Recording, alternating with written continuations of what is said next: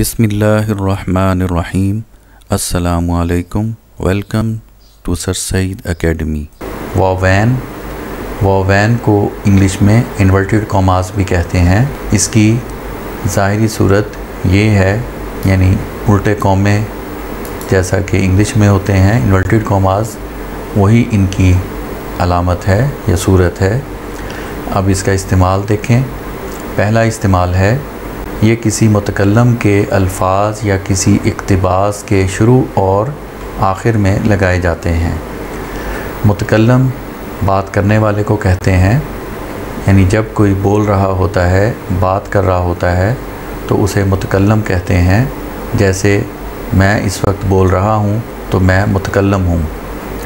तो मुतकल्लम के अल्फाज को अगर हमने जूं का तूं लिखना हो तो हम इन्वर्टेड कॉमास यानी वावैन इस्तेमाल करते हैं। या किसी इक़्तिबास के शुरू में, इक़्तिबास का मतलब होता है अगर हमने किसी किताब से कोई जुमला या कोई पैराग्राफ नकल करके किसी और जगह लिखना हो, उसका हवाला देना हो, तो हम फिर वावैन लगाते हैं उस जुमले या उस पैराग्राफ के शुरू और आखिर में। दूसरा इस्तेमाल है, बिला वास्ता कलाम के लिए इस्तेमाल करते हैं।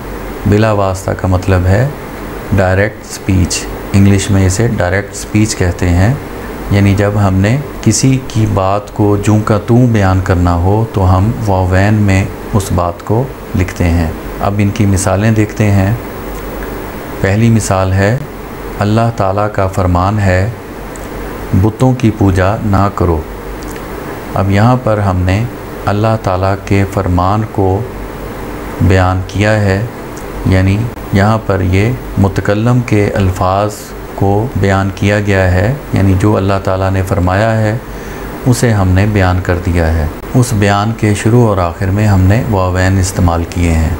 दूसरी मिसाल है, कुरान कहता है हमने इंसान को बोलना सिखाया। तो अब ये कुरान पाक से हमने इक़्तिबास लिया है, यानी कुरान पाक का एक सेंटेंस, एक जुमला हमने यहाँ नकल किया है उर्दू में तर्जमे के अंदर, तो इसलिए हमने इसके शुरू और आखिर में वावैन को इस्तेमाल किया है। तीसरी मिसाल है, उसने अपनी बहन से कहा हमेशा सच बोलो।